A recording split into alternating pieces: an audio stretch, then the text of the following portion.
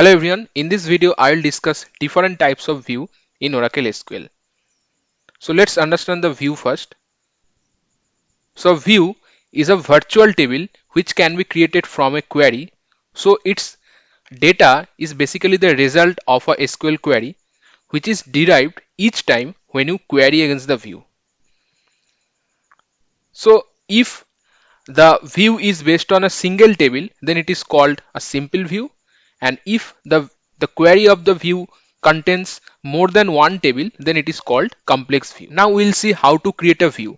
So to create a simple view, we have to write create view, view name as, then we have to mention the select query. And in the select query, we can mention any particular columns from a particular table. As it is a simple view, we have to use only one table. And we can use some where clause as well, like I can write where salary is greater than 10,000, but this is optional. And now we'll run this statement to create the view. So you can see view emp view is created. So now we can query this view just writing select star from emp underscore view, and it is similar to query a particular table. So we can see this is our data set. So this view is nothing but it is actually the query that is fetched by the view. Now we'll see the complex view.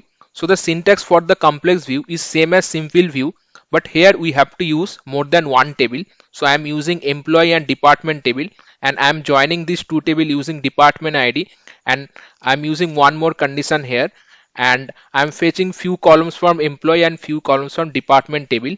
And the syntax is similar to simple view, which is create view, view name as, then we have to use our query. And now I will run this script to create the complex view. So you can see view employee department view is created. Now if we want to query the view, so you can write select star from employee department view. So this is our records. Now I'll update the salary of an particular employee, and I will check if the updated salary is reflected in the view or not. So for that I will update the salary to 8,000 of employee ID 101. So let's update this. So we can see one row updated. And now if we check the view, so we can see the salary of employee 101 is 8,000. So it is updated correctly. That means view is not like any physical database object. It's a virtual table which is just fetching the data of the particular query that is created of one or more tables. Now we can drop the view just like we drop the tables. For that we have to use this syntax drop view, view name. So I'll drop this particular view by executing this particular statement. So you can see the view is dropped. Now if we want to check that whether the view is dropped or not, we can query this select star from the view.